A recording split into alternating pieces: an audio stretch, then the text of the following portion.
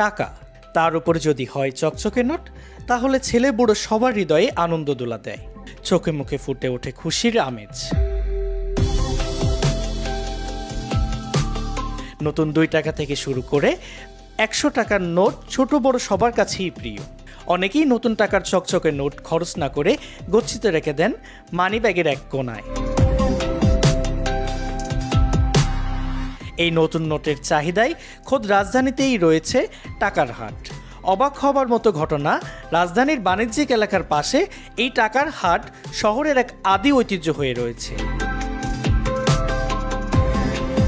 রাজধানীর গুলিস্তানের পাতাল মার্কেটের সিঁড়ির পাশ ঘেঁষে ফুটপাতে বসে এই টাকার হাট। এই হাটে বিক্রি হয় নতুন টাকার নোট, পাশাপাশি রয়েছে ছেঁড়া অথবা পুরনো নোটের বিনিময়। অর্থাৎ এই হাটে যে কেউ কাটা ছেঁড়ার টাকা বিক্রি করতে পারবেন কিছুটা কম দামে। 600 টাকার মধ্যে ছেঁড়া ছিল, তো ওরা চেঞ্জ করে ওরা একটা কমিশন ভাবে রেখে এখন 450 টাকা দিল আর কি। আমি এখন নিলাম 50-এর, নিলাম 1000 টাকা। আমার পড়লো আপনার 1050 টাকা বললো, মানে 50 টাকা বাড়তি বললো। আমি 20টা নিয়েছি, 50 টাকা বাড়তি পড়েছে। নোট বিক্রেতারা জানান, নতুন নোটের গ্রাহক সারা বছরের তুলনায় ঈদের সময় বেশি আসেন এই হাটে। অন্যান্য সময়ে নতুন টাকার চাহিদা কিছুটা কম থাকে। ব্যাংকে এখন পাওয়া যায় না, তো এর লেগে মনে করেন দাম বেশি দেখে এখন বান্ডিল চলে না। বান্ডিল চলে আপনার ঈদের টাইমে একটু, এখন কম, ঈদের সময় ওই সময় ভালো চলে।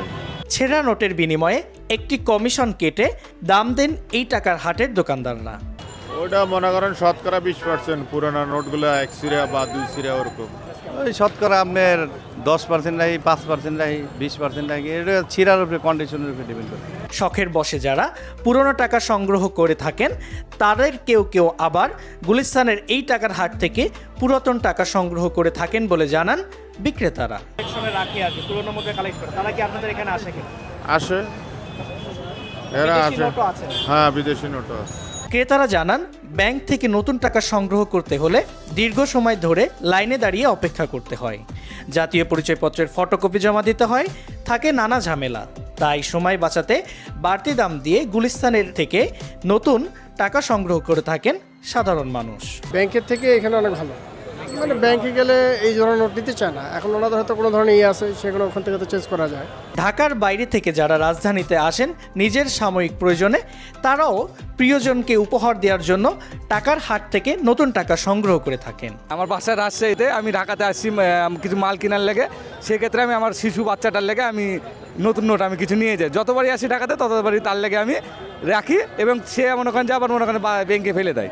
টাকার হাট যেন নতুন করে ঢাকার বুকে এক ঐতিহ্য হয়ে রয়েছে। আবু সাইদ, বাংলা ফ্লো, ঢাকা।